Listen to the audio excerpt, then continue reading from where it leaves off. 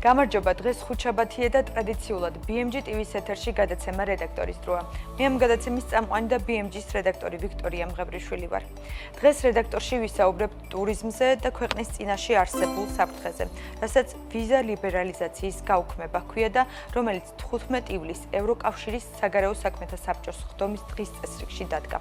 საქმე ის არის, რომ საბჭოს დასრულების შემდეგ გამართულ პრესკონფერენციაზე საგარეო საქმეთა და უსაფრთხოების საკითხებში ევროკავშირის უმაღლესმა წარმომადგენელმა კაია კალასმა თქვა, რომ საქართველოს მთავრობამ უნდა შეასრულოს გარკვეული პირობები იმისთვის, რომ უვიზო რეჟიმი არ შეჩერდეს. პირობების შესასრულებლად კი ევროკავშირი ქართული ოცნების მთავრობას დროს აგვისტოს ბოლომდე აძლევს.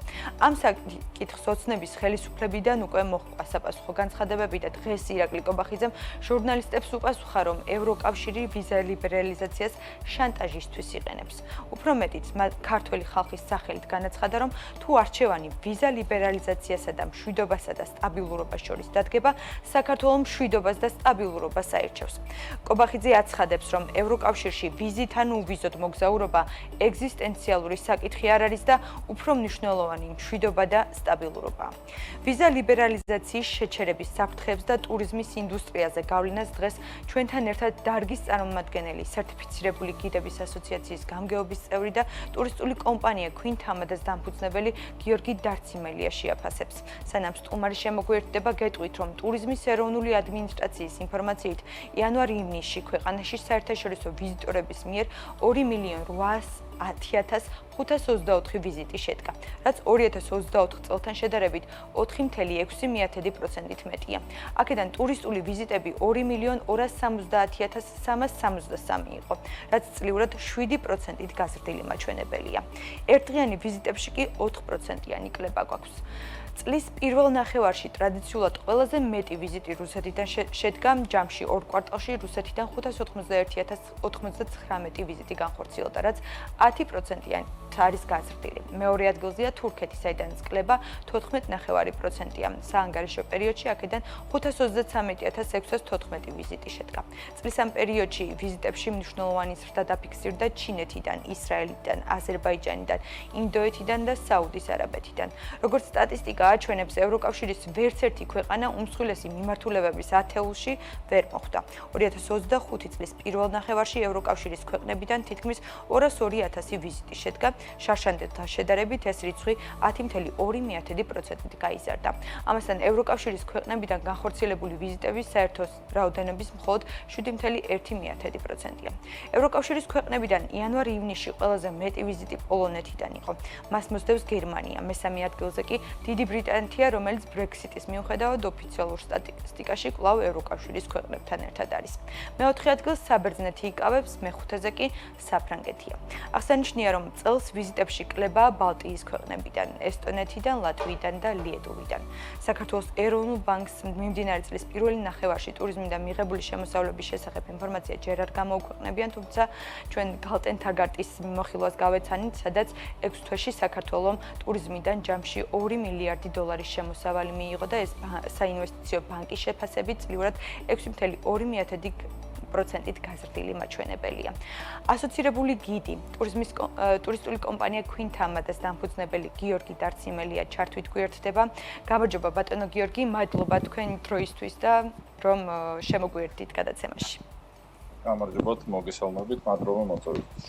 ბატონო გიორგი, გვინდოდა გვესაუბრა ზოგადად ტურიზმის ტენდენციებზე, მაგრამ პირველი საკითხი რა თქმა უნდა არის უვიზო რეჟიმის გაუქმების საფრთხე ჩვენი ქვეყნისთვის, რომელიც ბოლო დღეების განმავლობაში გააქტიურდა და დღის წესრიგში დადგა და ჩვენ მოვისმინეთ მათ შორის საქართველოს ხელისუფლების წარმომადგენლების განცხადებებით, შეფასებები და მინდა გთხოვოთ თქვენ შეფასება ნახეთ, რაც თქვა ირაკლი კობახიძემ, რომ საქართველოს მოქალაქეები ვიზით წავლენ ევროპაში თუ ვიზის გარეშე, ამას ეგზისტენციალური მნიშვნელობა არ აქვსო. როგორია თქვენი მოლოდინები და თქვენი შეფასება ზოგადი კითხვით მინდა დავიწყოთ?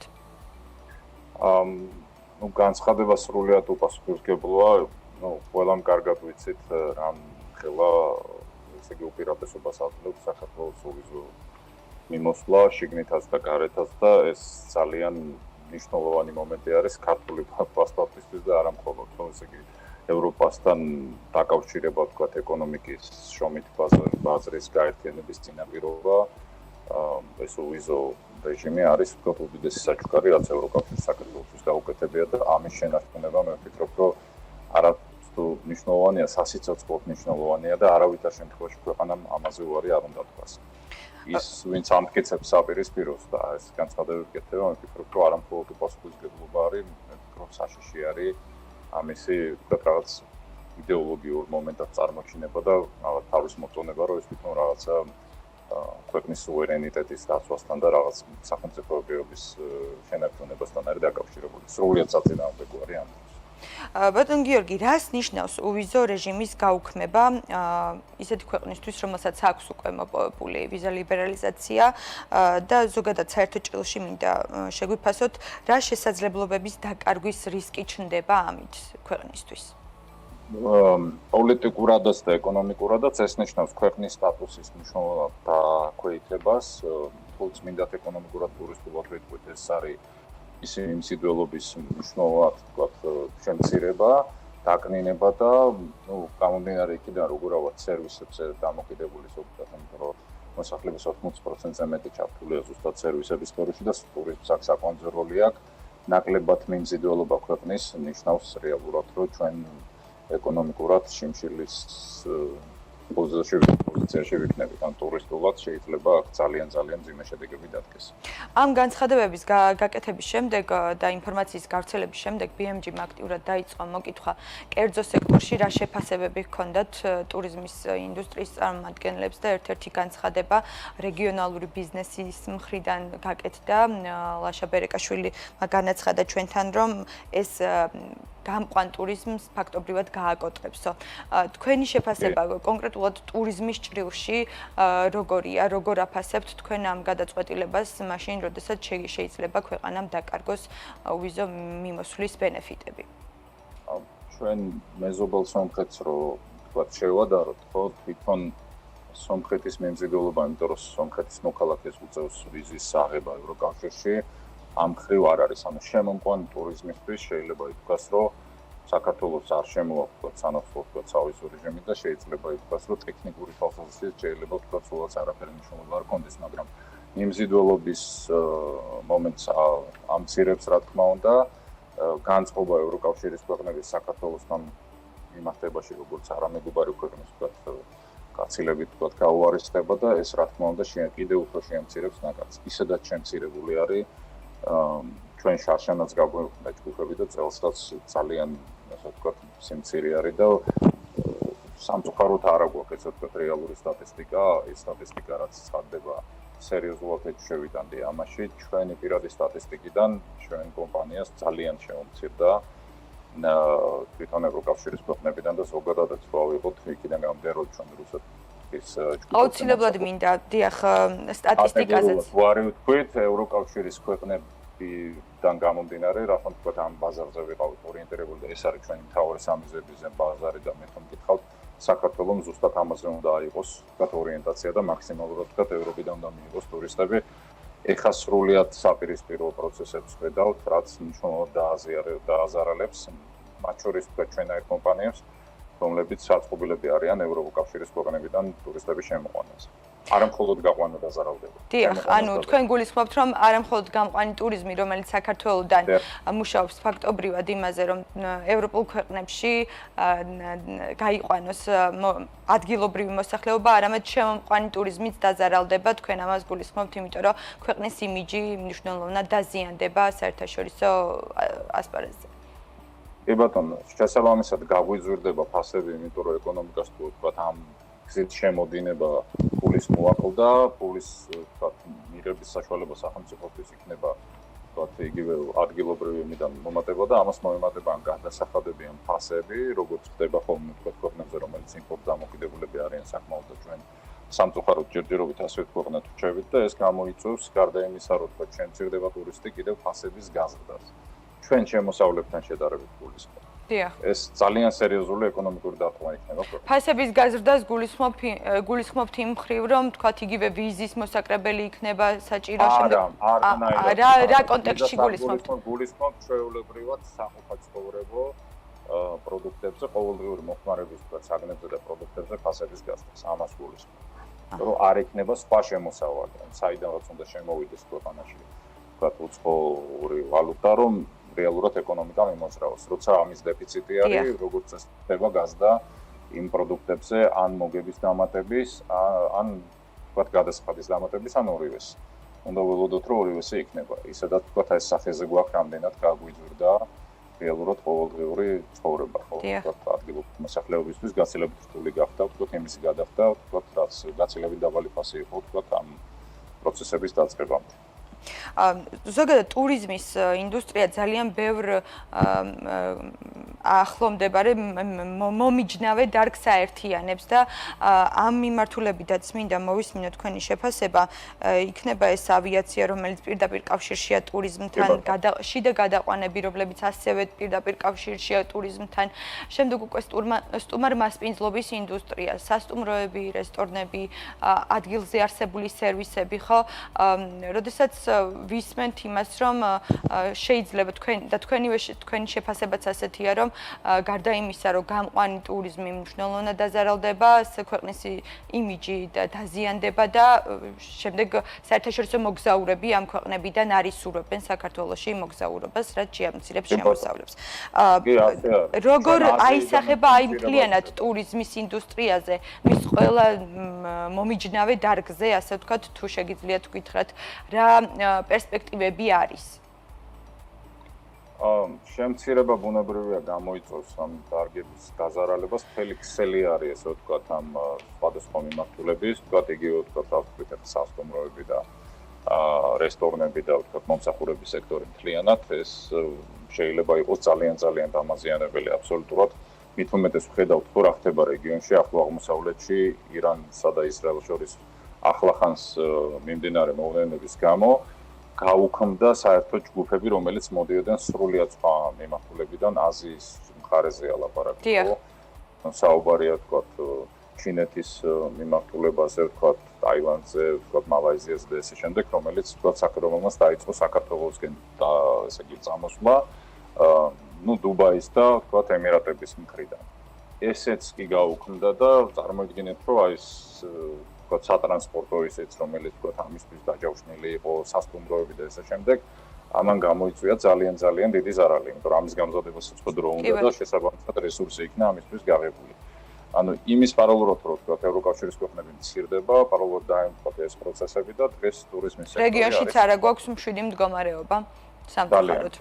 კი და უნდა აღვიქვათ, რომ ძალიან მძლობრი არის ეს არის და ჩვენ არ უნდა უშვებდეთ ამ შანსს, რომ ევროკავშირისგან მივიღოთ ვთქვათ ის, რასაც აქამდე ვიღებდით და ეს ასრულებდა ასე თუ ისე თქვენს ეკონომიკას და ტურიზმის სამეშვერო წამყვანი როლი აქვს, ეჭვი არა აქვს არავის მოსახლეობა პირდაპირ იღებს იმ ქერს, რომელსაც ტურისტი იხდეს, არანაირი ვთქვათ ექსპორტზე საფიქრალი და გასაღების ბაზრებზე არ ვთქვათ, ადგილზე გვეყიდება ყველაფერი, ხო დაწყებული ვთქვათ, ყურიდან დამთავრებული ჩურჩხელით თუ სუვენირით, რომელსაც ის იყიდულობს და მზადდება ეს ადგილობრივი.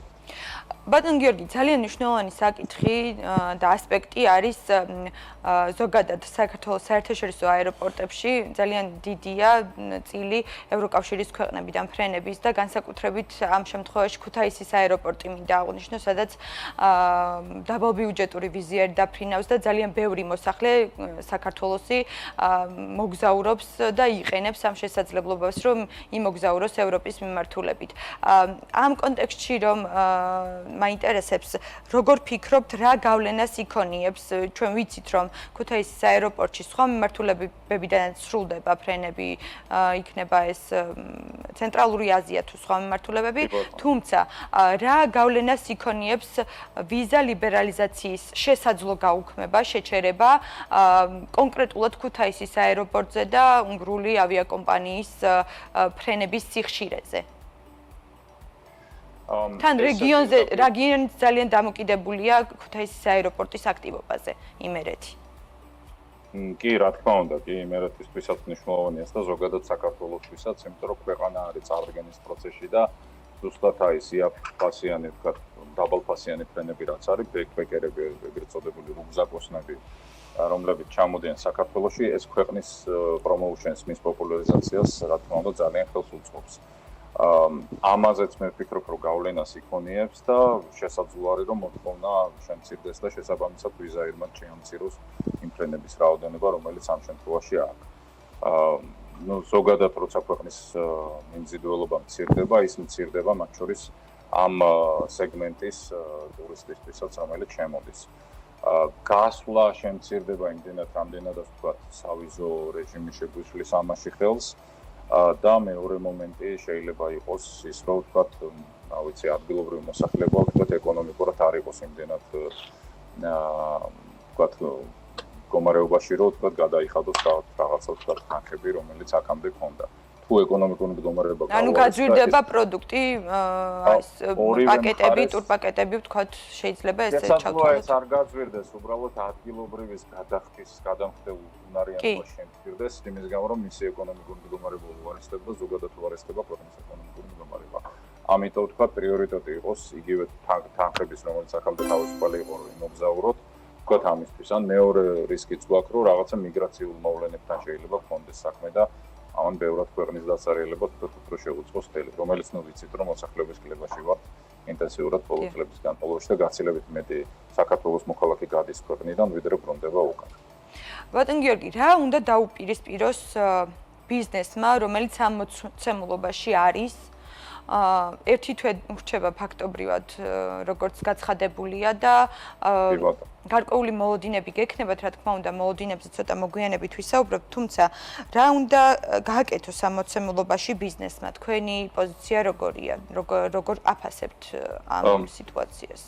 როგორ უნდა იმოქმედოთ? სხვა გზა არ რჩება, უნდა იყოს ბიზნესის მხრიდან ძალიან მკაფიო და კატეგორიული მოთხოვნა, არავითარ შემთხვევაში არ გადადგას ნაბიჯები სახელმწიფომ, რომ დაკარგოს ეს უდიდესი პრივილეგია, რომელიც არის უვიზო მიმოსვლის რეჟიმი და მაქსიმალურად შენარჩუნდეს ის, რაც გვაქვს მონაპოვარი, იმიტომ რომ ამის მოპოვებაც არ იყო ადვილი, ხო ძალიან დიდი სკეპტიკა იყო მათ შორის თქო ევროპარლამენტის და ზოგადად ევროპის ქვეყნების მიმართ და ზოგიერთი ქვეყანა ევროკავშირის წევრი ქვეყანა კატეგორიულად წინააღმდეგი იყო, რომ საქართველოს თქო ესეთი უვიზო რეჟიმი ქონოდა.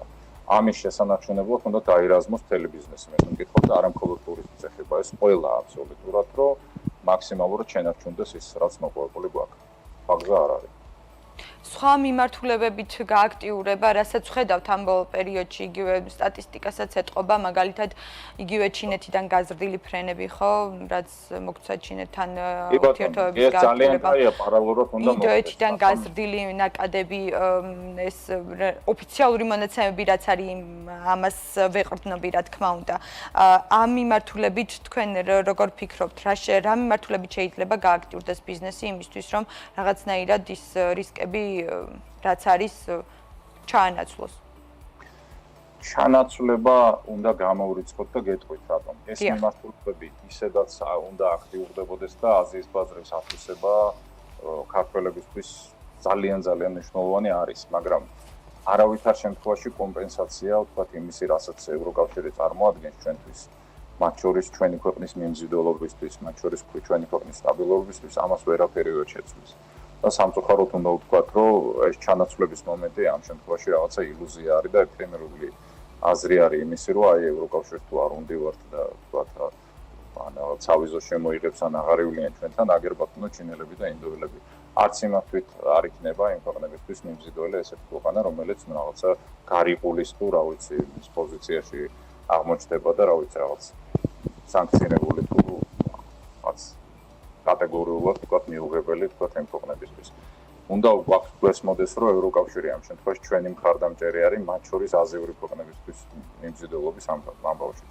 ჩვენ როგორც ევროკავშირის ვთქვათ ნაწილი თუ ევროკავშირის ეკონომიკასთან დაკავშირებული ქვეყანა გაცილებით მიმზიდველი ვართ, ვიდრე ვიქნებით მის გარეშე.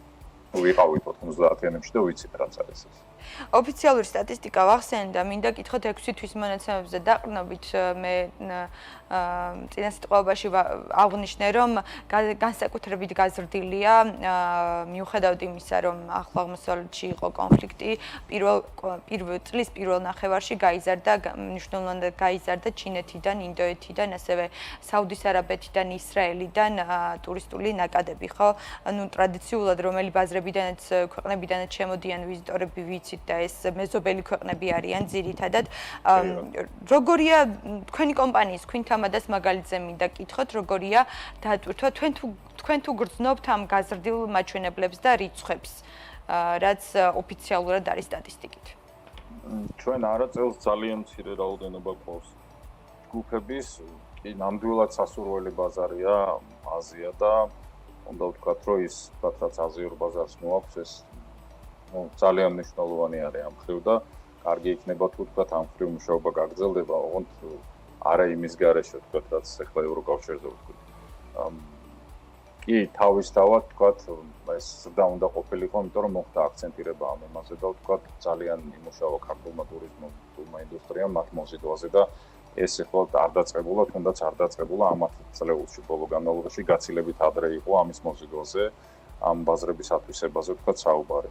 და მიხარია რომ თქვა რაღაც მიმართულება გაკეთდა, მაგრამ გითხარით ის ჯგუფები რომელიც გაუქმდა ახლა ირანის ამბების გამო, გაუქმდა ზუსტად ეს აზიური ჯგუფები. ერთი მეორის მიყო გაუქმდა თქვა იგივე ჩინეთი და თქვა იგივე თქვა ეს რა ვიცი ინდონეზიის თუ მალაიზიის თუ ტაილანდის ამ რეგიონის თქვა ჯგუფები. ინდოეთიდანაც იყო მახსოვს ამბობდნენ გაუქმებები. კი და საკმაოდ კარგი ჯგუფები მოდიოდნენ, ეს გადახდისუნარიანები და ამ გაუქმებამ გამოიწვია საკმაოდ დიდი ზარალი თქვა სატრანსპორტო კომპანიების და სასტუმროების, იმიტომ რომ დაჯავშნილი იყო, გამზადებული იყო და შესაბამისად ამ იმაზე რასაც მობილიზება მოხდა, მოყვა თქვა ეს დაზარალება და ეს არ უნდა გვავიწყდებოდეს, თუმცა თქვა სტატისტიკას აქვეყნებს თქვა საქართველოს ეროვნული ადმინისტრაცია.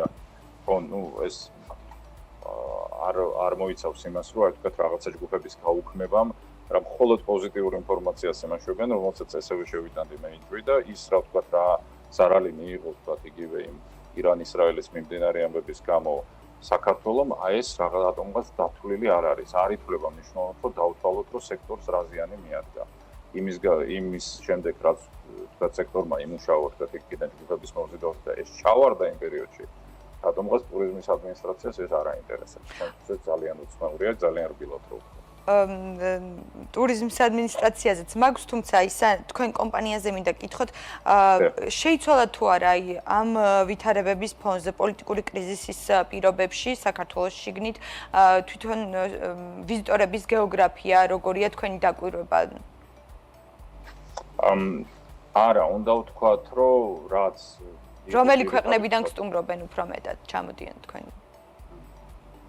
ჩვენ საკმაოდ ჭრელად ვართ და ნუ რა ვიცი, ახლა ბრიტანეთს უსულმასპინძლებთ და პირე ჯგუფი იყო, მაგრამ ძალიან ვთქვათ რაღაც იმედიანად ვიყავით და ის რო არსებობს ვთქვათ ეს პირდაპირ რეისები, ამან ბევრად ხელი შეგვიწყო, რომ გაგვიადვილდა მუშაობა, ვთქვათ, ზოგადად სიტუაციას ისინი საკვირდებიან, მაგრამ ნუ მოსაწონი მომენტი არის, ესე ვთქვათ და უნდა ვაღიაროთ, რომ ბრიტანელებს რაღაცა ეს მხარდამჭერის მომენტი აქვს, რაღაც სოლიდარობის მომენტი საქართველოს მიმართ, რომ ვთქვათ, რაღაც უნდა იარონ, ვთქვათ, ამ მიმართულებით ეს მოსაწონია და ძალიან კაი ბაზარი არის ბრიტანეთთან. მე ვფიქრობ, საქართველოსთვის განსაკუთრებით საქმიანი ტურიზმის მიმართებით კორპორატიული ჯგუფებისთვის იქნებოდა идеალური, რომ ეს ბაზარი უფრო სერიოზულად აგვეთვისებინა.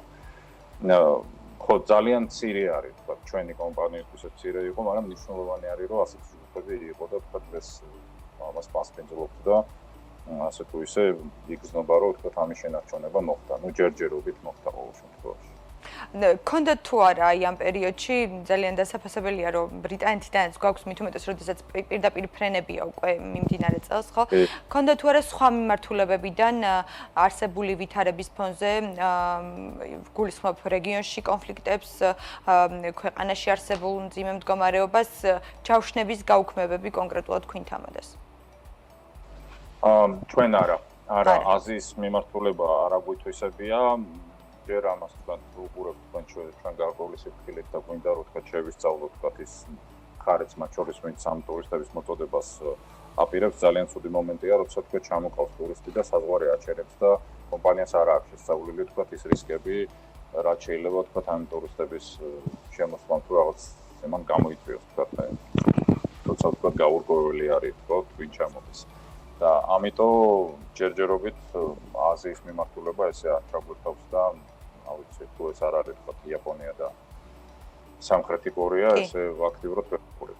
ბატონო გიორგი. ვისურვებდი რა თქმა უნდა რომ მემუშავა ამ ბაზარზე, მაგრამ შეიძლება არ უმუშავა. კი ბატონო, კომპანიების აი ბიზნესების, ტურიზმში მოქმედი ბიზნესების, მათ შორის რეგიონებშიც ამბობენ, რომ ბაზრების ჩინეთის და აზიის მიმართულების უფრო გააქტიურებამ სერვისებზე სხვა სერვისს ითხოვენ შედარებით ეს ამ ტიპის ამ ქვეყნებიდან ჩამოსული ვიზიტორებიო. თუ არის მზად ქვეყანა იმისთვის, რომ განსხვავებული სერვისი შესთავაზოს აზიის ბაზარს და განსხვავებული ვთქვათ იგივე ევროკავშირის და დასავლურ ქვეყნებს.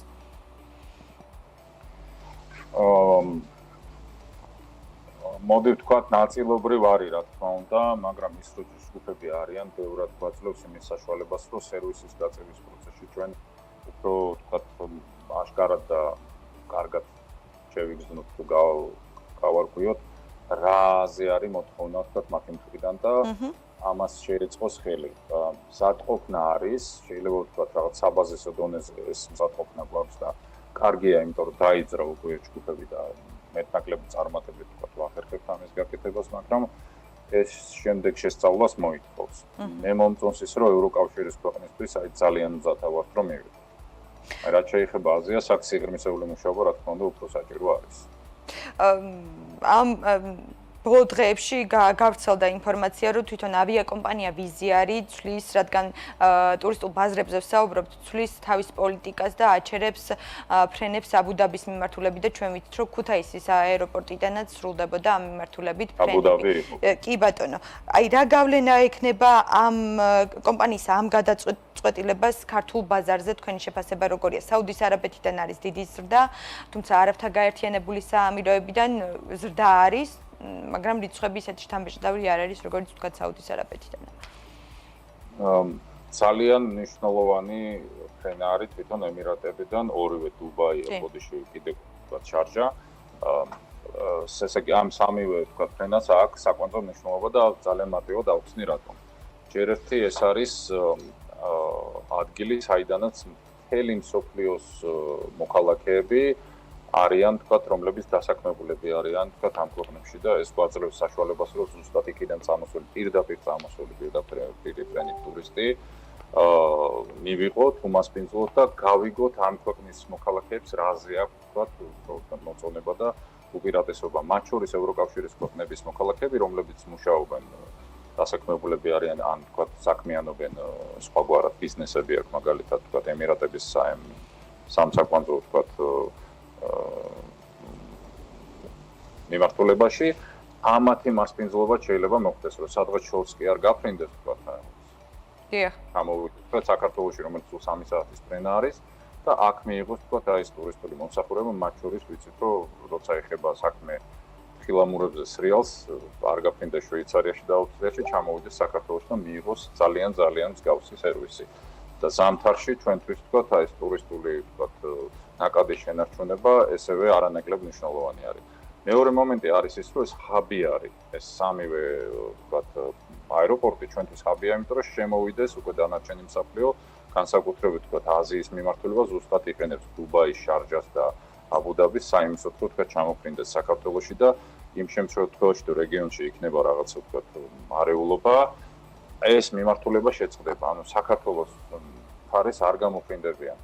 მათ შორის თქვათ ის ქვეყნები, რომლებსაც თქვათ პრობლემა არ აქვს, რომ დაფრინავდნენ, თქვათ მაგალითად ჩინეთმა გააუქმა თქვათ ბევრი ჯგუფები, ვიცი, რადგან თქვათ რეგიონში რაღაცა მდგომარეობა იყო და სულაც არ იყო თქვათ დაკავშირებული ფინანსთან, იმიტომ რომ პირდაპირ ფრენები არსებობს, ვიცით და ირანის თავზე არ ხდებოდა ფრენა, მაგრამ ახლა თქვათ იყო რაღაც სამხედრო მოქმედებები, ეს ჯგუფები ერთმანეთის მიყოლებით გაუქმდა და ძალიან დიდი რაოდენობა იყო ჯგუფების, რაც გაუქმდა. ასე რომ ეს არის მიმართულება, რომელიც გვაკლდება ამ შემთხვევაში, თუ აი დუბაის მომენტი, თქვათ აბუდაბის და ზოგადად ემირატების გამოეთიშება ამ ტურისტების მოწოდებას.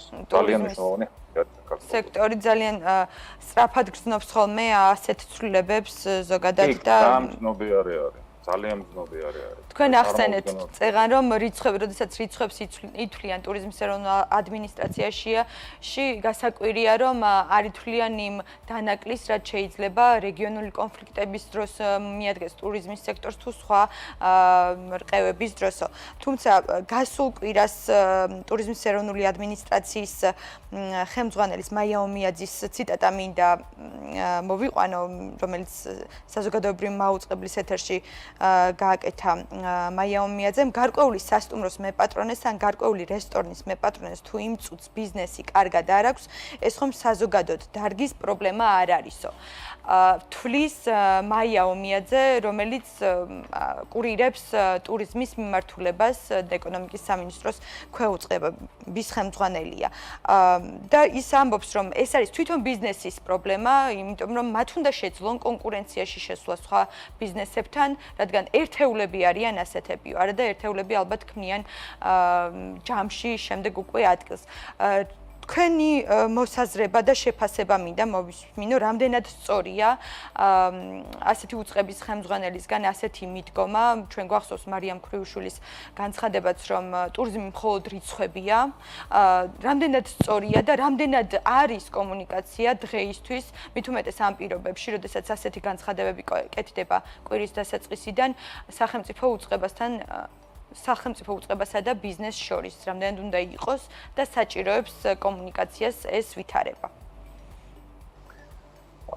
ჩემი პირადი პატივისცემა შემიძლია დაუდასტურო ქალბატონ მაიას, მაგრამ აი პასუხისმგებლობის და აბსურდულობის ელემენტი ვთქვათ, იმდენად დიდი არის ამ განცხადებაში, რომ არ შემიძლია რა ვთქვა.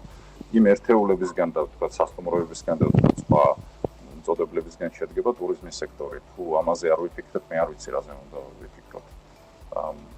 ანუ ის ციფრები, თუ მხოლოდ ტურიზმი მხოლოდ ციფრებია, რას გულისხმობენ ამაში, რომ ვთქვათ, ყველაფერი კარგად არის და შეუძლებელია, რომ პრობლემები იყოს არ არსებობს, ვთქვათ, ქვეყანა და დარგი, რაც არ უნდა განვითარებული და წარმატებული იყოს ეკონომიკა, რომ პრობლემა არ ქონდეს.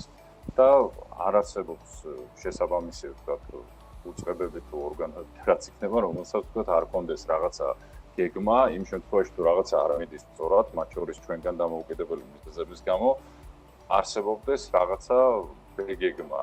თუ რა ხდება, იმ შემთხვევაში რას ვაკეთებ, თუ რაღაცა არ წავიდა ესე.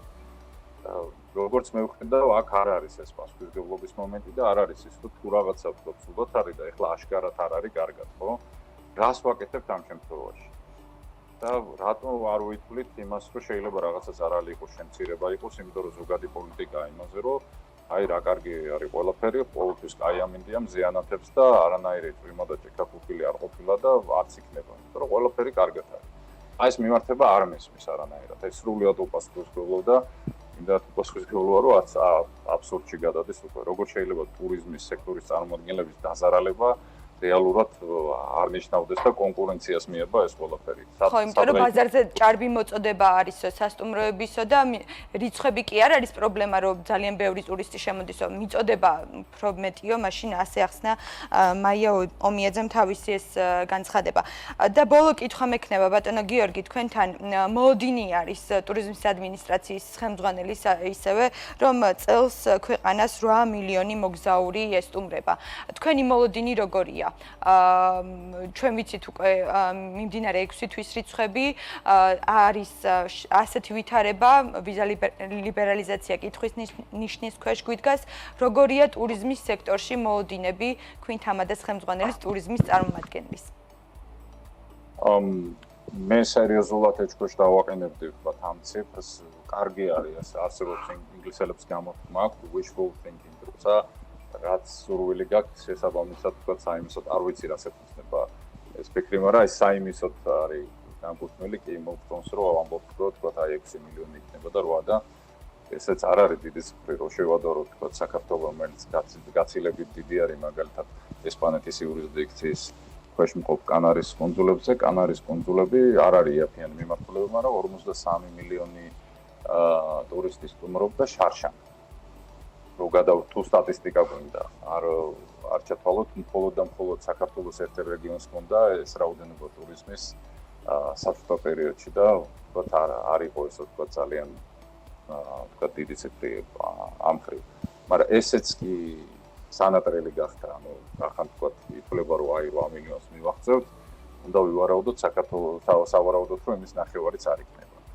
ეს იქნებოდა, არ ვამბობ, მე გამიხარდება რომ იყოს ნამდვილად, არ ვამბობ რომ არ უნდა იყოს, ძალიან კარგი იქნება თუ იქნება, მაგრამ ისე როგორც მივდივართ ახლა, პირიქით ალაგებს ყველაფერს. ანუ გაცილებით მცირე უნდა იყოს, ვიდრე თქვათ აი თქვა დაძაბულობამდე შეიძლება ყოფილიყო და თქვა დღეს მივედით სრულიად აბსურდულ მდგომარეობამდე, როცა თქვა ძალიან რეალურია რომ გაგვიყვონ ეს ვიზო რეჟიმი რაც აქამდე გქონდა. ეს გაცილებით მიმზიდველიც ხდიდა საქართველოს და ეხლა ეს მიმზიდველობაც დაეკარგება. არ ვიცი. რა იქნება თქვენი გზავნილი იგივე ტურიზმის ადმინისტრაციის მიმართ, იმიტომ რომ ეს უწყება ტურიზმზე პასუხისმგებელი ქვეყანაში და ის ახორციელებს ქვეყნის პრომოუშენს საერთაშორისო ბაზარზე. ზუსტად აი კარგად ახსენეთ რომ პრომოუშენს ახორციელებს, თუმცა ადმინისტრაცია მხოლოდ პრომოუშენს არ უნდა ნიშნავდეს, მაგრამ მთელი თავის ფუნქციით არის ესე იგი ამ მიმართულებით თქვა პოპულარიზაციის სფეროზე თუ საკითხზე პასუხისმგებელი. სამწუხაროდ მე ვფიქრობ რომ შეზღუდული არ, იმიტომ რომ პოლიტიკური ნება ჭირდება ამას. მე მჯერა პროფესიონალიზმის და ვიცნობ პირადად ტურიზმის ადმინისტრაციის თანამშრომლებს, რომლებიც წლები ძალიან დიდი ხანია ამ სექტორში არიან და კარგად ესმის სიტუაცია და მინახია როცა არსებობს თქვათ პოლიტიკური ნება და თქვათ თვითონ სახელმწიფო აპარატი თქვათ მოწედინებულია იმაზე რომ რაღაც თქვათ ხელი შეუწყოს, გაცილებით თქვათ მცირერიცხოვანი თქვათ პერსონალიც ძალიან სერიოზულ ნაბიჯებს დგამდა და ამან გამოიწვია თქვათ რაღაცა ბუმი ამ ხრივ და ტურისტების რაოდენობა მნიშვნელოვნად გაიზარდა. ეს პერიოდიც მახსოვს. აი ხა როცა ამას ვუყურებ, ხტები გულდასაწყვეტია, როცა ყავს ესეთი პროფესიონალები და არ არსებობს პოლიტიკური ნება, რომ მწვანე შუქია უნდოს თქვათ ან ნება მისცეს ან საშუალება მისცეს თქვათ ამ პროფესიონალებს, თქვათ გულისხმობ ადმინისტრაციის თანამშრომლებს, რომ თავისი საქმე ღირსეულად შეასრულონ. ბიზნესი უნდა დაირაზმოსო, გადაცემის დასაწყისში თქვით, რომ იმისთვის რომ აი ეს ხმა გაიგონ, რამდენად საჭიროდ თვლით ამ შემთხვევაში იგივე ტურიზმის სფეროში მოქმედი ბიზნესისა და სახელმწიფო უწყებების კომუნიკაციას იმისთვის რომ რაღაც მოიძებნოს მდგომარეობიდან გამოსავალი, არ ვიცი ეს რა თქმა უნდა სახელმწიფო პოლიტიკის ნაწილია, თუმცა მაინც რას ხედავთ გამოსავალს ამ მდგომარეობიდან? ეს იქნება ჩემი ბოლო კითხვა და კომუნიკაცია არ უნდა შეწყდეს არანაირ შემთხვევაში, რაც არ უნდა უიმედოდ გამოიყურებოდეს სიტუაცია. ქონია ესეთი შემთხვევებიც. მახსოვს, როცა საუბრობდით რაღაც რეგულაციებზე, კანონმდებლობაზე და ესე შემდეგ, ძალიან ბევრი საუბარი იყო შედეგის გარეშე და ხელი არ ჩაგვიგნებია. და რაღაცა შედეგებამდე მაინც მე მჯერა რომ მივალ. ანუ ეს კომუნიკაცია არ უნდა შეწყდეს. მიუხედავად იმისა, რომ ვიცით, რომ აი აშკარა არის პოლიტიკური ნება, ძალიან სამწუხაროა, ძალიან ძიმე იქნება თქვა ეს შედაგულებრივად, მაგრამ პოლიტიკური ნება არ არის, ნოლია აბსოლუტურად.